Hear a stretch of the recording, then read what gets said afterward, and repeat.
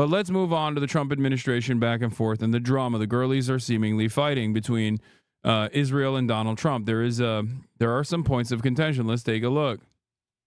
No one was happier to see Trump elected than Israeli Prime Minister Benjamin Netanyahu. But is that still the case? Trump's first term had delivered major wins for Israel: the scrapping of the Iran nuclear deal, the assassination of Iranian General Qasem Soleimani, the Abraham Accords with the Gulf states, and the moving of the U.S. Embassy to Jerusalem. Netanyahu expected more of the same from Trump's return. And it seemed that way at first, with Trump removing Biden's sanctions on some violent settlers in the occupied West Bank and lifting Biden's hold on 2,000-pound bombs to Israel. But despite the initial honeymoon, Israel Hayom reported that relations have reached a low point, with mutual disappointment on both sides. Now, as Trump hints at a big announcement to come on Gaza, and reports say he's pressuring Israel for a ceasefire, the president seems to have lost his patience with the Israeli premier, and is making policy choices for the both of them. First was the Witkoff effect in January, when Trump's envoy to the Middle East, Steve Witkoff, pulled Netanyahu into a meeting on Shabbat and forced him to agree to a ceasefire deal he'd spent months rejecting. But the Trump administration has also been holding talks without Israel and with some of its staunchest opponents. Axios revealed in March that the US had been holding secret direct talks with Hamas without telling Israel. Then in April, the US and Iran began talks to limit Iran's nuclear program in exchange for the removal of US sanctions, in their highest level contact since 2018, surprising Netanyahu with the news at a press conference. It's a similar deal to the one Israel encouraged Trump to scrap in 2018. With the US set to enter its fourth round of talks soon, Trump has said the deal is well on its way. But Israel's Channel 12 has reported that Israel is deeply concerned that talks are very, very advanced, that they will reach a bad deal that doesn't meet Israel's conditions, and that the US is not sharing enough information with Israel on key points, all of which it says is deeply disturbing. Israel had drawn up plans to strike Iran's nuclear facilities in May, but Trump rejected these, preferring a diplomatic rather than military approach, and Israel couldn't conduct the plans without US assistance. But it's not just Iran. One Israeli official said the country was blindsided by Trump announcing a ceasefire with the Houthis on Wednesday, days after the group's attack on Israel's Ben Gurion airport. Despite the Houthis saying that they would continue attacking Israel, Israeli representatives were unable to obtain information from White House officials until a full 24 hours after Trump's announcement. The US has been pursuing major policy initiatives without including Israel. It's talked with Hamas over the release of American captives, it's talking with Iran on limiting its nuclear program, and it's talked with the Houthis about their disruption of international shipping rather than their attacks on Israel. It's not a surprise, it's Trump's America First doctrine, which is also why his upcoming visit to the Middle East includes Saudi Arabia, the UAE, and Qatar, but not Israel despite its requests. Can't offer Trump the kind of deals he's hoping to sign in the Gulf.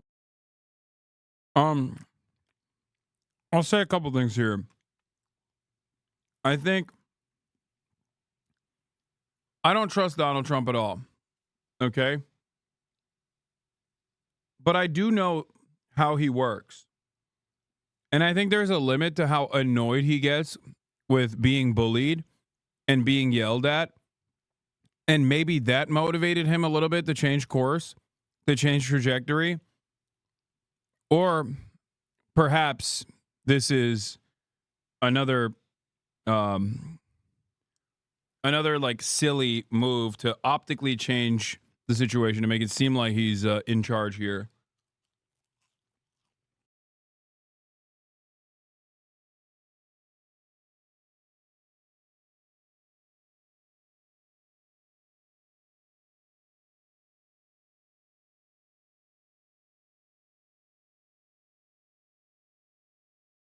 Benjamin Netanyahu is so fucking annoying.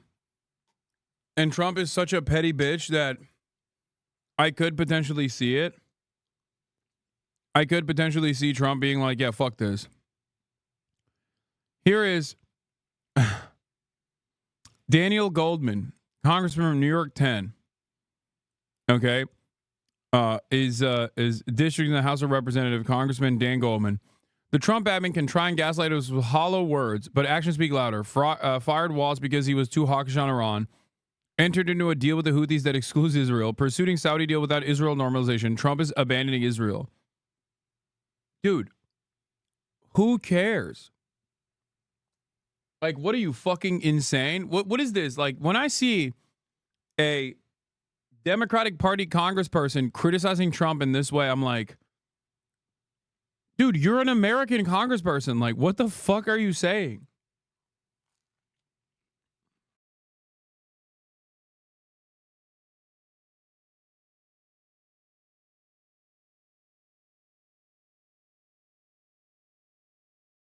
What are you saying? What are you doing here?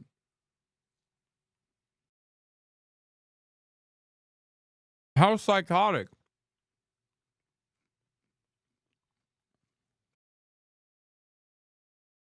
You know, they'll go around saying, oh, this is so terrible. What you do it is you're giving up something up top in order to make people in the middle income and the lower income brackets save more.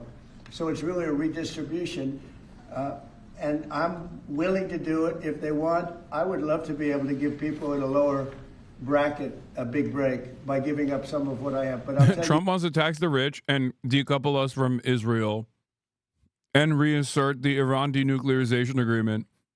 Marxist Trump, he's back. Because of that statement. And then on the salt. But I don't think they're going to be doing it. But I actually think it's good politics to do it where richer people give up. And it's a very small, it's like a point.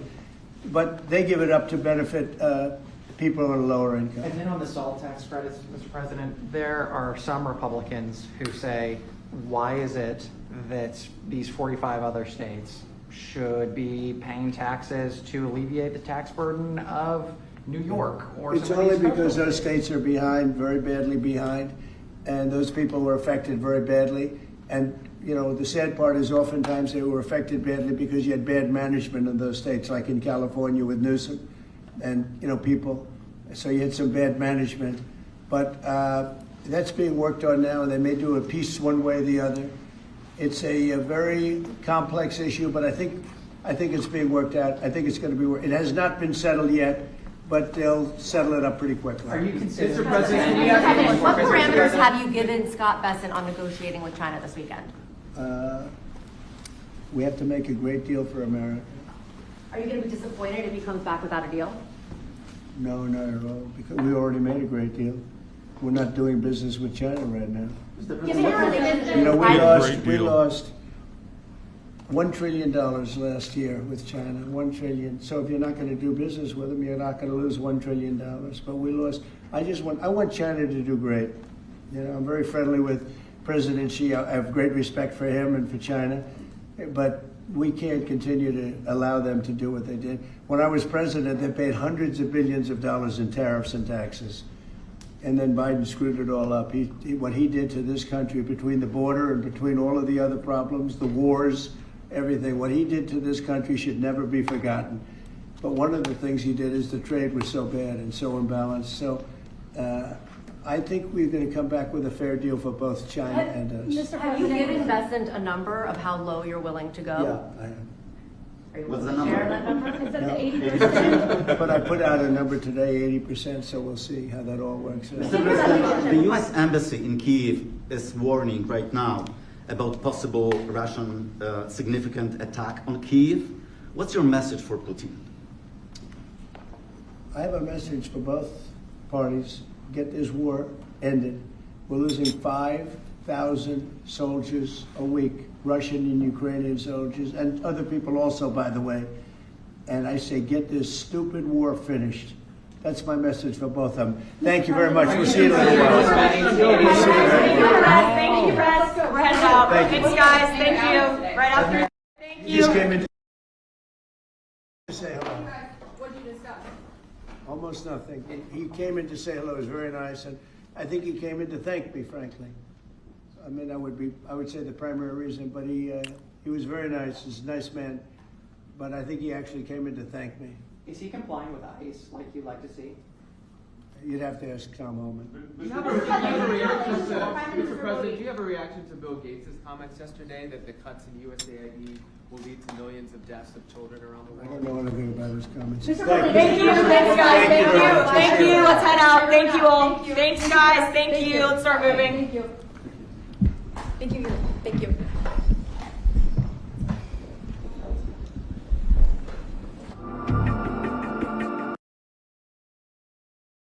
Damn. Central Committee said today, as we discussed, when it's smart to declare bankruptcy, people laughed at the fact that Trump has 6 bankruptcies, but I saw it as a shrewd operator who knows what the system has to offer and how to get it. And I think Bibi went too far up his ass, so he's pulling back for leverage, or what do you think? You know Trump better than anyone. I just don't trust Trump because I think he's totally captured by these guys. Like he's a shrewd operator, sure, but he's also a very basic man. There are 2 demons inside of Donald Trump. The one demon is Trump's own narcissistic desires of wanting to be liked and not getting bullied by someone who he has leverage over. Right?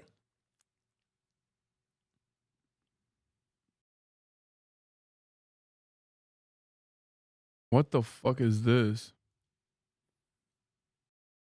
Hasan, you're not ready for this part 2? What the hell is this?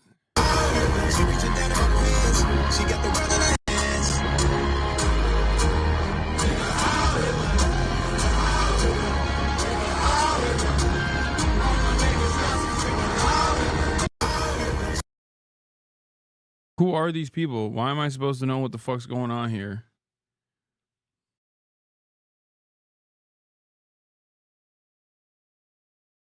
What is happening with the world, bro?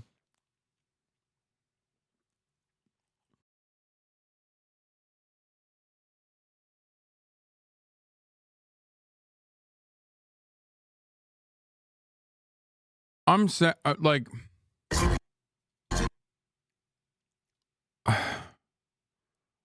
dude, I know it's the new Kanye song, chat. I know. It constantly, dude, the worst part about it is because I don't listen to music, if I listen to like even a little bit of any music, it gets stuck in my head. So now when I hear this, like, this gets fucking stuck in my head.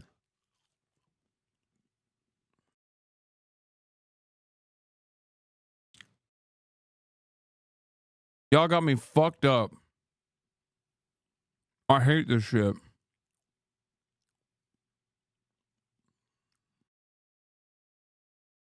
But why give them attention? Dude, are you telling me? I don't know. I mean, it's Kanye West. What do you want me to do? I think the cat's out of the bag on that one.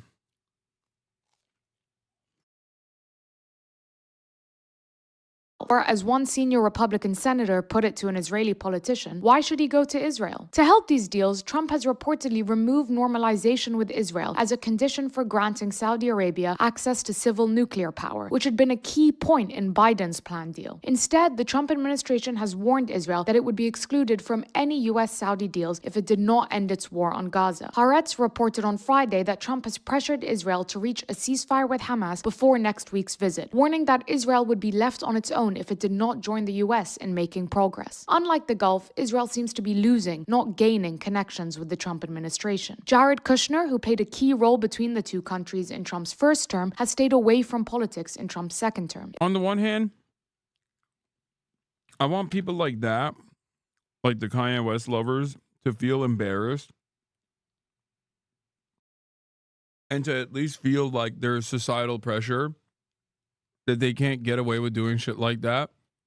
But on the other hand, all of the networks of influence that normally would deal with that sort of thing are too busy, too predisposed with people like myself.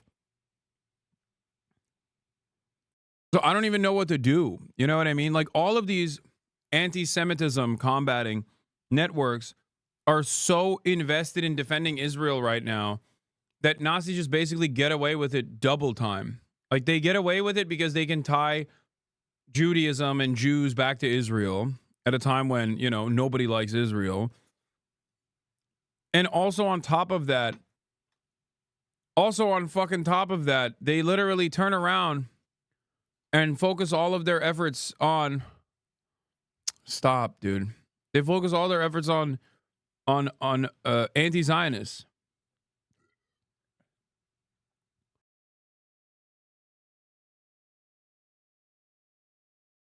Israel's typical strategy of pressuring US presidents by using other politicians as counterweights has not worked either. Netanyahu and his strategic affairs minister Ron Dermer thought they had a back channel into the White House via former national security advisor Mike Waltz, who was a traditional Republican foreign policy hawk. But Trump dismissed Waltz for coordinating with Israel about potentially striking Iran without him. The rest of Trump's cabinet believed that the US should either reduce its force abroad or redirect it to China. And whereas Netanyahu used congressional Republicans to try and corner Obama, he can't do the same now. Republicans are all loyal to Trump, and so there's no one to outflank the president with from the right. The two remain in cooperation over Iran nuclear talks and plans to bring aid into Gaza, for example. But the US seems to be making its own decisions on the region, leaving Israel to catch up afterwards. It seems Netanyahu is finding out that America first really does mean America first, even for its closest ally. There's not much left. Like, we got to dive a little bit deeper into this. Because U.S. Ambassador to Israel, Mike Huckabee, who is a real freak. Like, I mean, he's more pro-Israel than most, like, ultra-Zionist Jews are. Okay? Because he's an evangelical Christian. And those guys are some of the biggest fucking freaks when it comes to Israel, because they don't necessarily care about Jews at all. I mean, obviously they don't. They just care about, like, sending Jews either by force or voluntarily to the greater Israel so that they can trigger the rapture.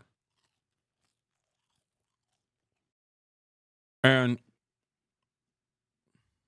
even he came out strong and said it's reckless and irresponsible for press to allege that POTUS and Israeli Prime Minister are not getting along. DB has spent more time with real Donald Trump than I have in the past 3 months, and I'm his ambassador. But he also literally said that Israel doesn't get to dictate American foreign policy. We do.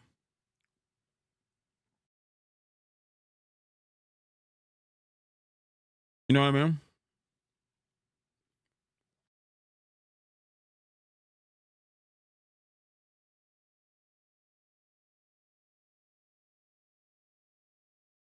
I just don't see Donald Trump genuinely saying, like, fuck Israel, we're going to do this our way.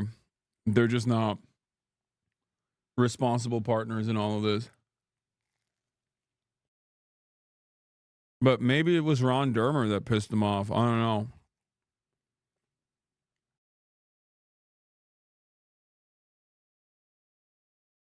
And yeah,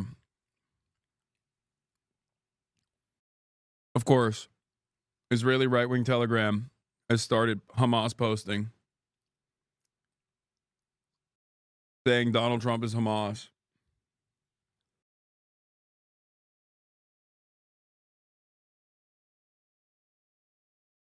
The through lines here is that he, A, wants to prevent anything that will make him get off the couch, B, understands at some level that ending global chaos was one of his biggest promises, and C, hates a lot of the people that want the escalation the most. There's also the fact that the solutions here are extraordinarily simple and were only avoided by Biden because his ideological commitment to Zionism and deference to Israel.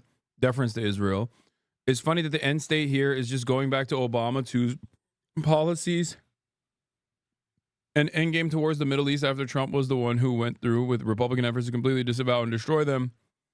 This fact is also the biggest reason to be skeptical that he will actually follow through with any reversal from the consensus that he created. He seems to have realized that the end state of his track was always been at war with Iran, but not articulating a different path.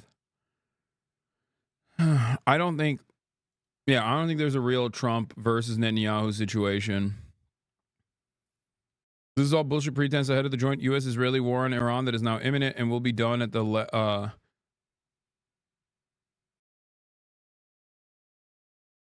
This is why you're only seeing some mild, faint anger from Zionists. They're pathetically trying to establish the element of surprise ahead of the launch, but you would have to be a fucking idiot to fall for it. I don't believe the Iranians are. When I said in January that Trump ceasefire is bullshit, that the genocide would continue, I was right. And the reason I was right is because it was materialist analysis of Zionist hegemony dictated it, as it does with the Iran war. If I went to the Middle East and visited Israel and I was killed, somebody shot me there, do you think there'd be any accountability? Seriously. If any of you went to the Middle East and were killed, do you think there'd be accountability? There wouldn't be. This is how outrageous this situation is. Just think about the Liberty. Think about Rachel Corrie. Think about this Turkish American who was just killed in the flotilla. There's no accountability. Israelis can do almost anything and get away with it. So the idea that opacity matters, I don't think so. The lobby basically believes it can finesse any issue. They've never seen an issue that they can't finesse. If I went to the Middle East, Yeah. I mean, Mersheimer isn't wrong. And I think a big part of that, like I said, is because Israel greatly escalated its sophisticated influence operations after the dissolution of the South African apartheid because they learned from the mistakes.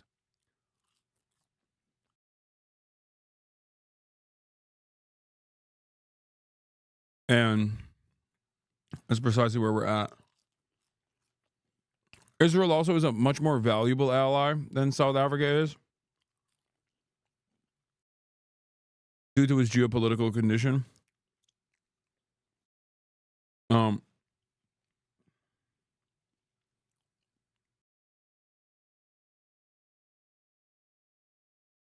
So I think like Trump's approach to foreign policy is pretty straightforward. It's all about what can you do for me and what have you done for me lately. Trump wants to head the Middle East, looking for rewards and achievements. Netanyahu offers him only headaches while asking for handouts. Yeah, I think he wants like an interim W. And Netanyahu's not giving it to him. But a week prior to this cutoff, he met with Ron Dermer, who some believe is going to be the next up. He also referred to a meeting that took place in April between Israel's Strategic Affairs Minister Ron Dermer and senior Republican lawmakers in Washington. During that meeting, Dermer reportedly told him what Trump ought to do, which angered the president. I guess like Donald Trump being who he is and having a short fuse about people telling him what he can and can't do could be a part of the reason for the resentment growing. Ron Dermer could potentially be Benjamin Netanyahu's successor.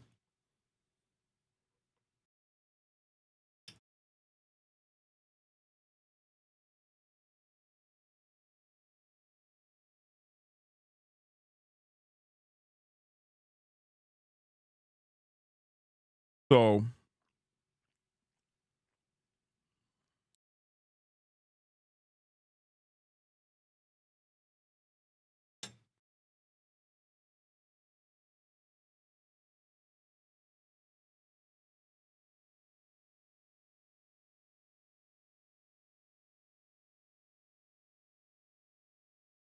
when Netanyahu came to Congress and demanded the U.S. invade Iraq, which he guaranteed would have enormous positive reverberations,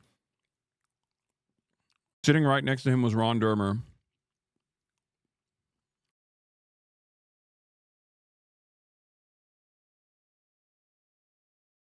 I think Benjamin Netanyahu's like successor list is short. It's potentially that guy, or what's the other like Mossad guy?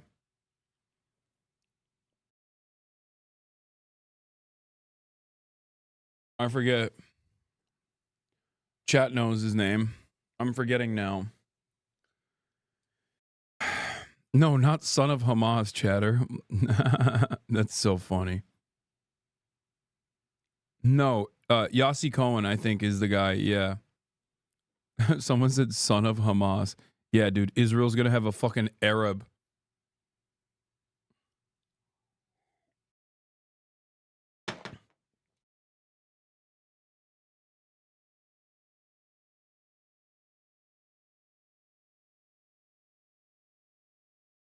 IRL today? Chatter, it's literally 11:22 p.m. What IRL?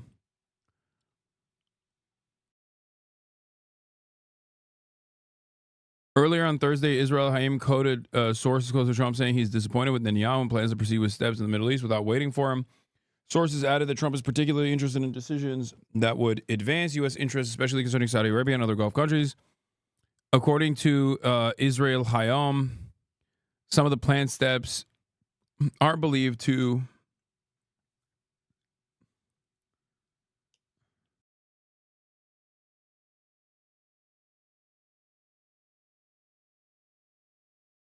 relate to the long anticipated U.S. brokered normalization between Israel and Saudi Arabia.